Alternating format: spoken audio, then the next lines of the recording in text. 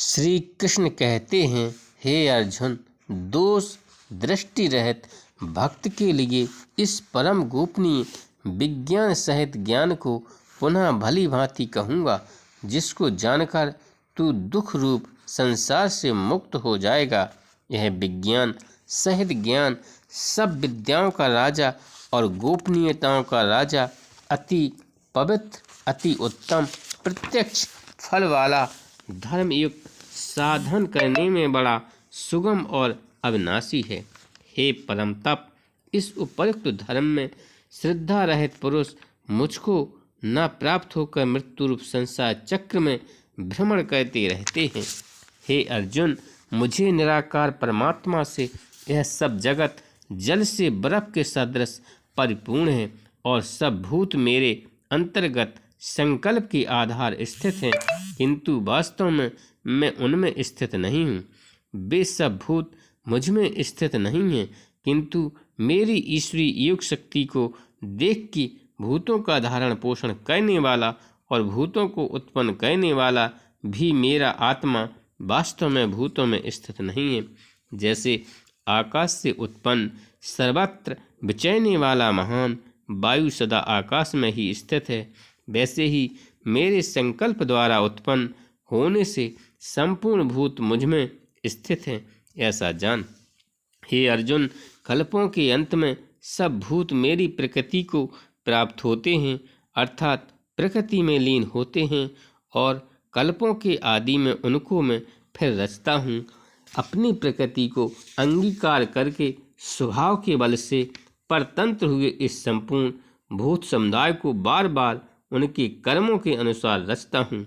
हे अर्जुन, उन कर्मों में आसक्ति रहित और उदासीन के सदृश स्थित मुझ परमात्मा को वे कर्म नहीं मानते। हे अर्जुन, मुझ अधिष्ठाता के सकाश से प्रकृति चराचर सहित सर्व जगत को रचती है, और इस हेतु से ही यह संसार चक्र घूम रहा है।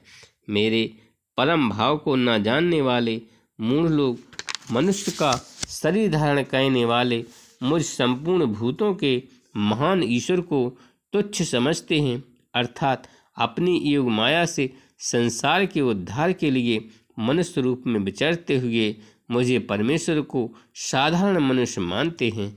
वे व्यर्थ आशा, व्यर्थ कर्म और व्यर्थ ज्ञान वाले विक्षिप्त चित्त अज्ञानी जन राक्षसी, आसुरी और मोहिनी प्रकृति को ही धारण किए रहते हैं। परंतु हे कुंती पुत्र देवी, प्रकृति के आश्रित महात्मा जन मुझको सब भूतों का सनातन कारण और नाश रहित अक्षर स्वरूप जानकर अनन्य मन से युक्त होकर निरंतर भजते हैं।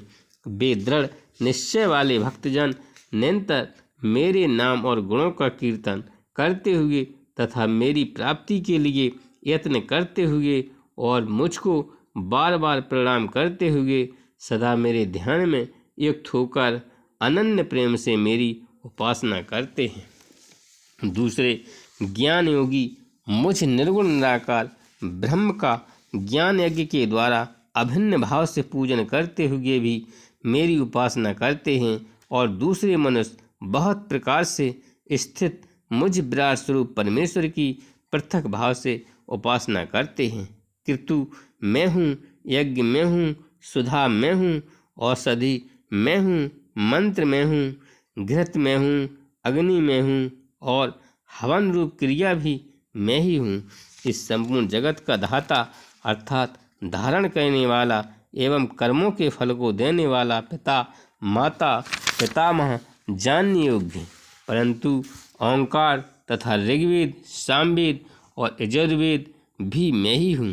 प्राप्त होने योग्य परम धाम भरण पोषण करने वाला, सबका स्वामी, शुभ शुभ का देखने वाला, सबका वास स्थान, शरण लेने योग्य, प्रत्युपकार न चाहकर हित करने वाला, सबकी उत्पत्ति प्रलय का हेतु, स्थित का आधार, निधान और अविनाशी कारण भी मैं ही हूँ। मैं ही सूर्य रूप से तपता हूँ, वर्षा का आकर्षण करता हूँ और उसे बरसाता हूँ। हे अर्जुन, मैं ही अमृत और मृत्यु हूँ, और सत असत भी मैं ही हूँ। तीनों वेदों में विधान किए हुए सकाम कर्मों को करने वाले, सोम रस को पीने वाले पाप रहित पुरुष मुझको यज्ञों के द्वारा पूजकर स्वर्ग की प्राप्ति चाहते हैं। वे पुरुष अपने पुण्यों के फलस्वरूप स्वर्ग लोक को प्राप्त होकर स्वर्ग में दिव्य देवताओं के भोगों को भोगते हैं। वे उस विशाल स्वर्ग लोक को भोगकर पुण्य क्षीण होने पर मृत्यु लोक को प्राप्त होते हैं। इस प्रकार स्वर्ग के साधन रूप तीनों वेदों में कहे हुए सकाम कर्म का आश्रय लेने वाले और भोगों की कामना वाले पुरुष बार बार आवागमन को प्राप्त होते हैं, अर्थात पुण्य के प्रभाव से स्वर्ग में जाते हैं और पुण्य क्षीण होने पर मृत्यु लोक में आते हैं। जो अनन्य प्रेमी भक्तजन मुझ परमेश्वर को निरंतर चिंतन करते हुए निष्काम भाव से भजते हैं, उन नित्य निरंतर मेरा चिंतन करने वाले पुरुषों का योगक्षेम मैं स्वयं प्राप्त कर देता हूँ। हे अर्जुन, यद्यपि श्रद्धा से युक्त जो सकाम भक्त दूसरे देवताओं को पूजते हैं वे भी मुझको ही पूजते हैं, किंतु उनका वह पूजन अविविध पूर्वक अर्थात अज्ञान पूर्वक है, क्योंकि संपूर्ण यज्ञों का भोक्ता और स्वामी भी मैं ही हूँ। परंतु वे मुझ परमेश्वर को तत्व से नहीं जानते, इसी से गिरते हैं अर्थात पुनर्जन्म को प्राप्त होते हैं। देवताओं को पूजने वाले देवताओं को प्राप्त होते हैं, पितरों को पूजने वाले पितरों को प्राप्त होते हैं, भूतों को पूजने वाले भूतों को प्राप्त होते हैं और मेरा पूजन करने वाले भक्त मुझको ही प्राप्त होते हैं। इसलिए मेरे भक्तों का पुनर्जन्म नहीं होता। जो कोई भक्त मेरे लिए प्रेम से पत्र, पुष्प, फल, जल आदि अर्पण करता है, उस शुद्ध बुद्धि निष्काम प्रेमी भक्त का प्रेम पूर्वक अर्पण किया हुआ वह पत्र पुष्प आदि में सगुण रूप से प्रकट होकर प्रीति सहित खाता हूँ। हे अर्जुन, तू जो कर्म करता है, जो खाता है, जो हवन करता है, जो दान देता है और जो तप करता है, वह सब मेरे अर्पण।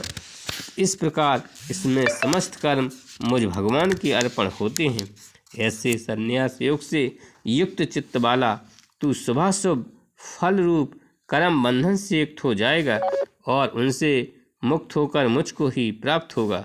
मैं सब भूतों में समभाव से व्यापक हूँ और कोई मेरा अप्रिय और ना प्रिय है, परंतु जो भक्त मुझको प्रेम से भजते हैं वे मुझ में हैं और मैं भी उनमें प्रत्यक्ष प्रकट हूँ।